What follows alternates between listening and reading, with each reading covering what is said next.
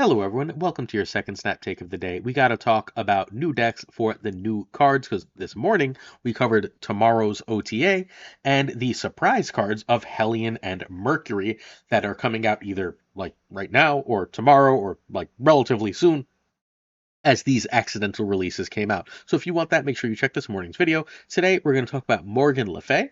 We're going to talk about Merlin, and we're going to talk about Jennifer Kale. We're also going to talk about Nicholas Scratch, but I don't have anything really especially great to say. Morgan is now a 4/7. She is, on reveal, return all your discarded and destroyed cards to hand with +3 power. She has, thus far, in my opinion, been decent. She offers us some new decks and some new builds that I think are really cool. Is she amazing? No, I don't think so. But at 4/7, she's pretty good. She puts up enough power to give you a chance to win. Is that enough power that often she wins the game? That's going to be the real question. It seems like she's just slightly short on power a reasonable amount of the time. If you consider, right, she's often doing something like a Victoria Hand buff. Victoria Hand is a 2/3, but what you're trying to do with Victoria Hand is double her using cards like Moon Girl, using cards like Moonstone, using cards like Frigga. You're not really doing that with Morgan. So you're getting one less buff than the double Victoria Hand, but one more buff than the straight Victoria Hand. That's honestly more or less how she feels. They don't work the same, they don't go in the same deck, but the decks feel a little similar because they're running a lot of the same cards like Misery and so on. Still a good card, still an effective card, one that I think is going to have homes. The most successful Morgan deck is actually a slight alteration of the one we covered yesterday, but I was able to find one other really great Morgan deck. This is from our friend Zenade, who has this Morgan Elixir is back deck. He would like me to tell you that Elixir is absolutely cope in this deck. This deck without Elixir is probably better than this deck with Elixir, but I love Elixir, and that's why this deck is going to get featured with Elixir. We can cut Elixir just fine if you don't happen to own the card. If you do own the card, it does have some really cool use cases we'll get to shortly. To find Zenade at twitch.tv/Zenade, do me a favor and go check him out. He just started streaming, so we got to show him the Snap Judgments love and support that we always do. This deck needs Morgan, Sage, Cass, Firehair, and Misery. That makes it a reasonably expensive deck. You can hopefully see by the needed cards what we're trying to do.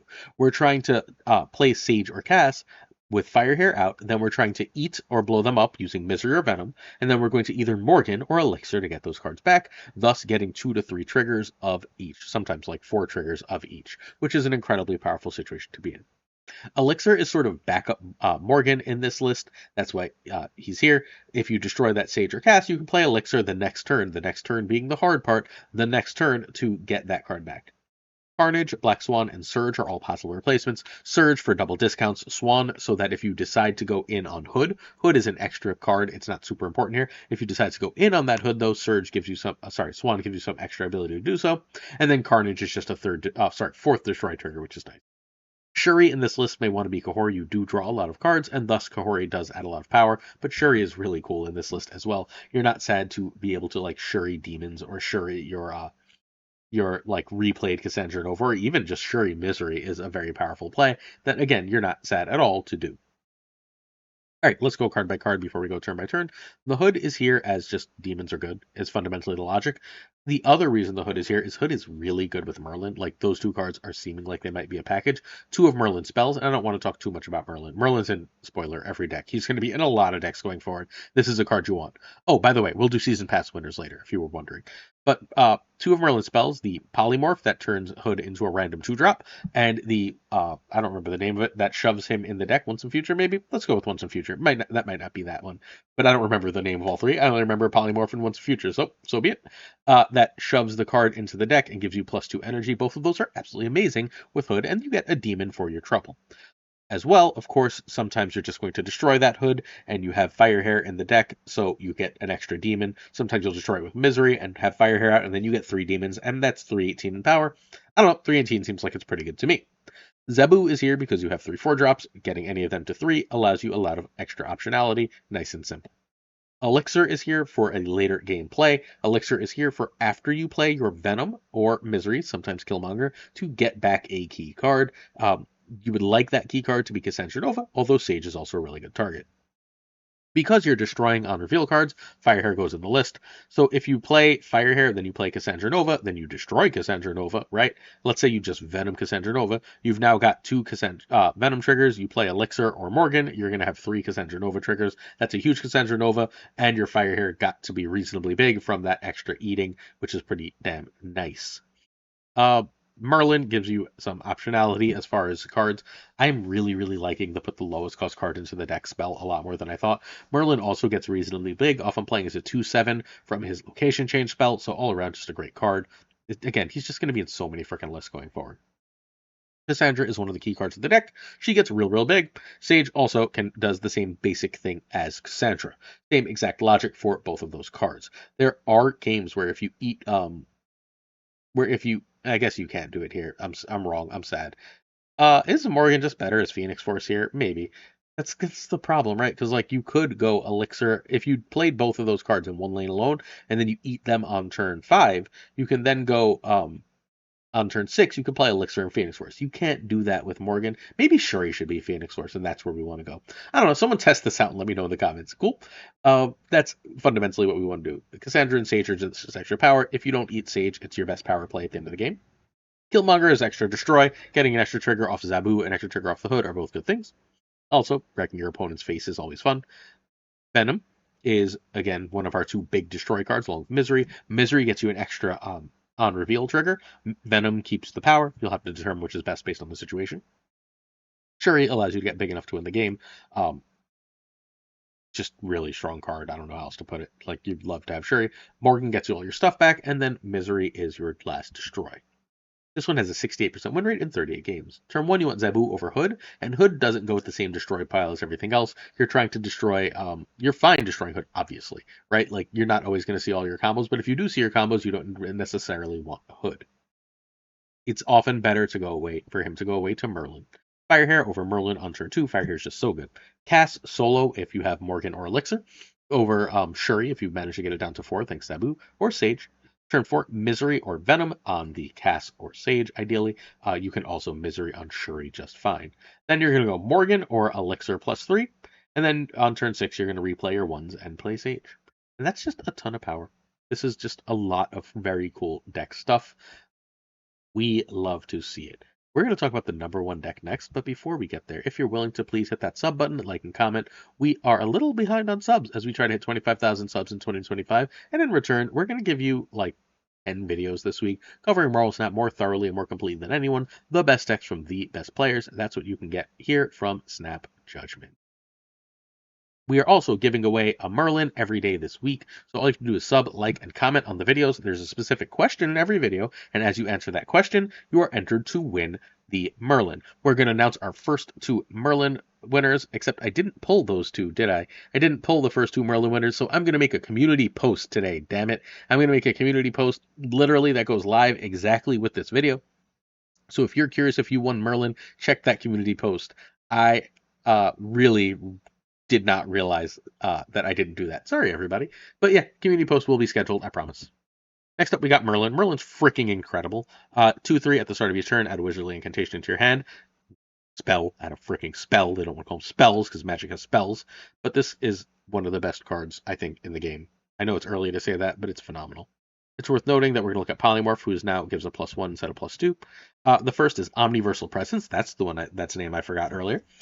They're all 1 cost. This is replace this location with a new one and give Merlin +2 power. Banish this. It's amazing. Sometimes you just change locations for fun. Sometimes location change blows up your life. I managed to give myself a wonderful Death's Domain to beat me, but it's still really, really strong. That the same thing used to happen with Nocturne sometimes, but it's so much stronger to just have accessibility to this location change. It's really great into all the Magic decks that are everywhere. I've been able to beat negative decks just because I have Merlin on the board and I can hold this card and just say, "Oh, look, Magic. No, no, thank you. Bye, Limbo. Let's rug pull and win the game." Incredible spell, and the +2 power really does add up because you can get spells back to back or over and over again. So sometimes you'll just get Universal Presence twice in a row, and now you have a 2/7. Pretty good. Next up, we got Once in Future. Shuffle your lowest power other card here into your deck to get +2 energy next turn. We're running cards we wouldn't always run because this card is so freaking powerful. cards that are like Iceman or Spider-Ham or Hood, where once their unreveal has happened, you just kind of want to get rid of them because their power isn't worth it. Well, getting an extra energy for that later in the game turns out to be incredibly powerful. It's also an anti-cloud card. Sometimes, like, I'm getting hit by squirrels, I'm getting hit by raptors, and I'm just, I don't want to deal with that. Well, Once in Future takes care of that and gives me a benefit for doing so. Amazing. And then probably my least favorite is Polymorph. It transforms your lowest power other card here into one that costs two more. Sorry, it's one more actually, not two more, but it's decent. It works out fine. You're Because it's your lowest power other card here, it's gonna hit like goblins and such and be really useful in that way. But outside of that use, I haven't really loved it. Again, like it's okay. It's just always a little terrifying turning a one into two. Luckily, there's only carnage. Turning a two into three, you've got like five destroy cards and a bunch of discard cards, and it gets a little nerve wracking. But look, it's not bad. It's just a little scary. One cost Cersei ain't so bad. One cost one card Cersei anyway. The number one deck in Marvel Snap right now is Fudge's Merlin list. This is from our friend Elephant Fudge. The highest win rate overall pre-infinite Merlin deck, by the way, is the one we featured yesterday with Agamotto and such. So if you're interested, please check out yesterday's video. But the number one deck, Merlin, climbed to the number one spot on the infinite leaderboard, the first number one we have with this list.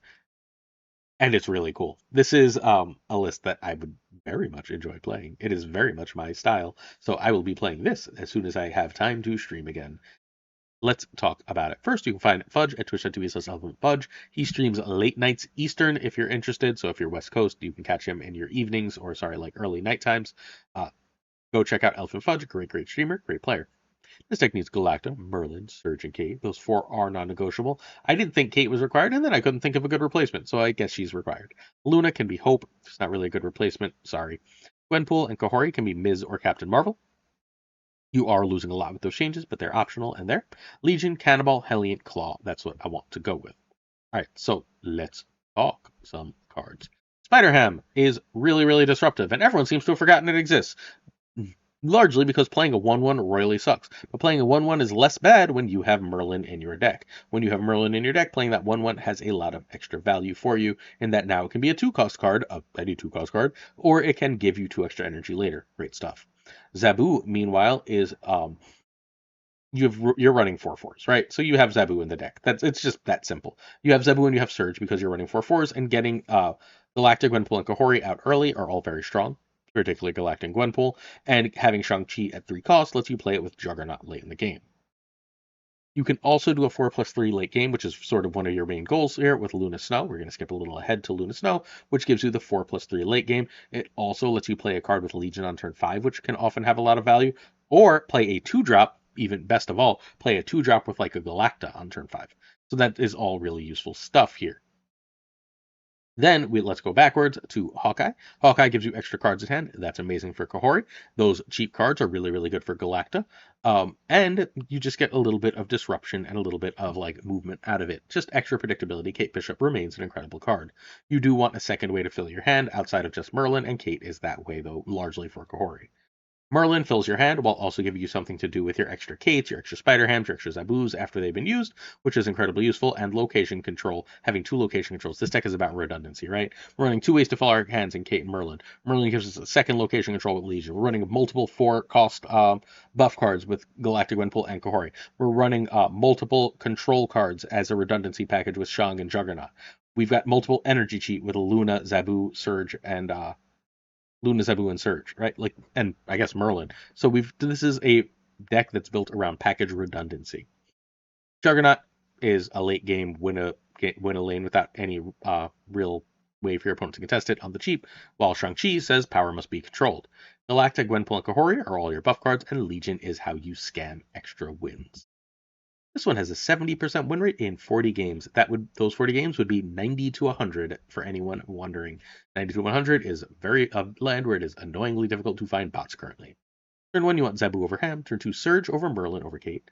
Turn 3, we're going Galactic or Gwenpool over Luna over 2+1. Or sorry, equals 2+1. Sometimes you're going to want a Luna. Sometimes you're going to be like, well, I played Surge and now I've got Merlin and Zabu, so let's do that.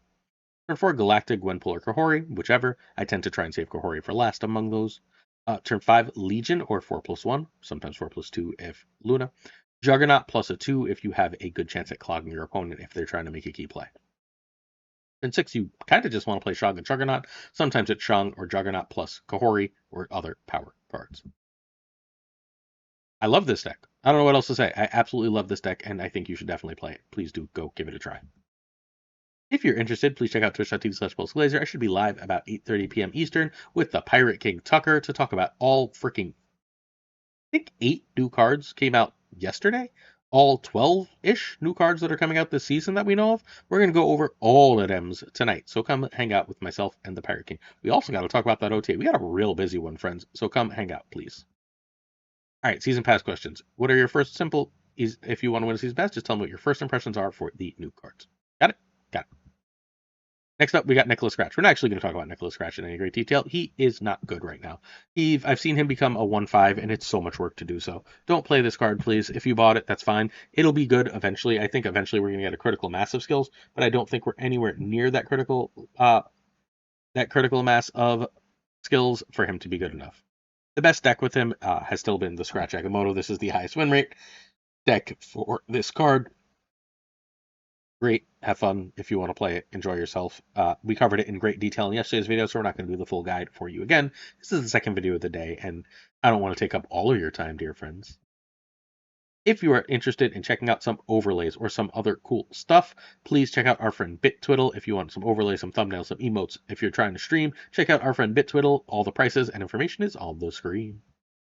All right, Jennifer Kale has been really solid. She's not an amazing card, but she is a card that fits and does a job. I think she's going to be very good when Infinity Ultron is buffed tomorrow, but for the time being, she is a very useful card, a very powerful card. You're happy to have a way to ramp into 5s. So is she going to be a must-have, a requirement? No, I think she's reasonably replaceable, but she's good enough that you're going to find uses for her and be happy that you own her. The coolest deck that she exists in is Zombies Galactus. I told you Merlins and everything. I'm so sorry. But this is a Jennifer Kale Galactus. Galactus is supposed to be Galacta. I don't know how to type. Ignore that there's no Galactus here. Galactus is supposed to be Galacta. I woke up at 5:30 in the morning. Really sorry, everybody. So yeah, Galactus should be Galacta. Ignore that I said Galacta is needed. I'm just very sleepy. I would like Galacta in this deck. There's just not remotely space. All right, so you can find Zombies Go Nom at twitch.tv/Zombies Go Nom. This deck needs Galactus, Luna, and Annihilus, and I'm going to pretend I didn't say Galacta ever again. Agamotto and Man-Thing can be Hobgoblin, Legion, Hellion, Vision, and Shang-Chi. Any of those are perfectly fine. Kale and Merlin can be Ravonna, Jeff, and soon they can be Mercury. I think Mercury is going to be really solid in any deck that runs Cannonball. Because Mercury says you can't be moved, Cannonball says if they can't be moved, destroy. All right, so Hood is really solid here. You're running a little Annihilus package with Hood, Sentry, Annihilus, and just being able to send that over gives you a really nice, easy way to Galactus. You can often even clog there because you do have the the Winds of Watum spell in order to help get that lane nice and ready for your big G-Man.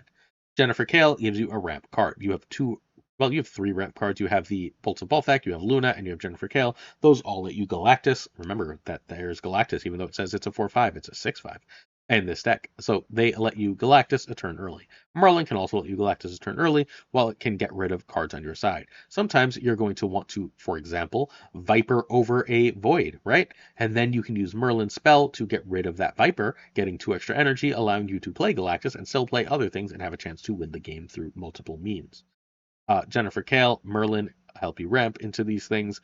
Very useful overall. Green Goblin helps you set up where you're going to Galactus. Viper, when you don't Galactus, and helps you win a lane, obviously, right? Viper helps you get rid of a card that you would like to not be on your side. In particular, that is usually Hood or Void. Hood and Void are also really fine targets for Merlin to get rid of as required. You're capable of doing that. Luna gives you extra energy. You can ramp into Galactus. You can also ramp into Cannibal, but that's a little bit less useful. You're really trying to ramp into Galactus here. We'll talk about Galactus at the end because clearly that 4/5 is Galactus. Man-Thing is a very powerful card here, making your opponent's stuff weaker, especially as you've semi-clogged our lane, is very strong. Clog can be challenging right now because of Merlin, but unless they get very lucky in this deck, you're not really trying to clog their whole board. You should be able to pull it off. Sentry, 4/9, helps you in a lane that then gives you a 4 -9 for Annihilus, for Void, for Merlin, you're good to go. Annihilus sends over the stuff. It kills your lane so that you can drop the big G-Man. Cannonball is if you play Galactus on turn 5, which you can reasonably often, thanks to Jennifer Kale, Luna Snow, and Merlin. And when Bolts of Balthak, you play Galactus, then you play Cannonball. If you don't have Prow, you win the game. You need Prow obviously going into that turn, but if you have it, you're good. You just have to have Prio play Galactus, then they play more power than Galactus, and then you win. Uh, and then, of course, Agamotto gives you a bunch of spells that help Galactus happen. Particularly, Bolts of Balthak is absolutely amazing to make Galactus happen, and the other really good spell for Galactus is Winds of Atum. We can also do worse than turning a bunch of cheap cards into Man-Thing and so on to win games. Galactus, of course, is the key to this deck. You're trying to win with the G-Man. Ignore that it says Galacta there. It does not. I swear. 63% in 39 games. Turn 1 Hood. Turn 2 Merlin over Jennifer Kale. Turn 3 Luna over Goblin. Turn 4, if you played Merlin and Luna, if you trigger Kale on turn 3, you will now have enough energy to Galactus on 4 over Sentry over Man-Thing. Turn 5, Galactus over Annihilus over Viper. And then turn 6 is Cannibal plus Demon or Galactus. Crazy, right? I know. Who would have thought? This is a hardcore Galactus deck. Props to Zombies for coming with a Galactus deck that actually works in this meta. I think it's really cool, and I'm excited to share it with you. That's it. We don't have a question of the day. That was going to be where I announced my first 2 Merlin winners, but it's here, so now I will not forget to schedule that post of the first 2 Merlin winners. It's going to go live. If you're watching this video, the post is live. Check the community post, y'all. Patreon.com/snapjudgments is one of the best ways to support the channel. If you're interested, please check it out. Certain tiers of support come with on-air thanks every video. Thank you to Bricks to Click, Abigail Eason, Mentor, Burnout, Irregardless, LAB, Inc., Iron Fussman, Hota, Neverete, Thinking Poker, Prime Brian, Ryan Burke, and Ryan Wood Snap, Ren Wrench, Kirtix Lee, Koirei Kazushi, Archangel 3K, Black Dahlia, Profos, The Goat Seeker, Code, Hallowed, Only Fox, Synth, Nick, Absolute Shannon, Nightmare, Dirty, Casual, Mr. Kerfuffle, Cables, Ginger Prime, Philip Rackvich, Haplo, Kenny Loggins of the Danger Zone, The Biz, Black Jeebus 23, Extra Scenes, KBG, Rhyming Friends, Jessica Gamble's Up, Jess, Mr. Slushdeath, The King of Bros, The Great Kazoo, Werewolf, Kepsi Hoda, Luna Chris, Clam, Colonel Forbin, Rob Silvan, David G, We Feel Steven, Brian Coffin, Tristan Martin, Jason B, Mr. Craig Sterry, Matt V, Corey, Corwin, John Q, Jimmy McHugh, Woo! Yes, out! A Sage, One Big Man, Milkman for Roos, Cactus Jack, Reapzer, BG, Yo Marco, Quid Pro Joe, Snap Decisions Joe, Dick Carlo, 220, Models, Monster Supreme, Bickety Boom Bop, Green Goblin, Unibot, Flam, 56, The Fuzzy Lump, Spectrum Mix, Hoot, Ocularis, Matt H, DJ Mike Hedgings, Don't Frickin' Flex, Nick, the Greek Geek, who's been streamed 3 days in a row. The universe is upside down. Toxic Soul King, who went to sleep instead of hitting Infinite on day 1. The world is upside down. Zodric74, King of Canada, JJ. 10-Man Falcon Fawthorn, Newman, Jonesy, Snap, Two Ties, The Great Lord of the Pirate King Talker, and of course, getting T with his T stands for I'm making a community post, literally, as soon as I press stop on this button. And don't forget to check out the podcast tonight that we're recording, and I'll see you tomorrow for some more Snap Take. Peace.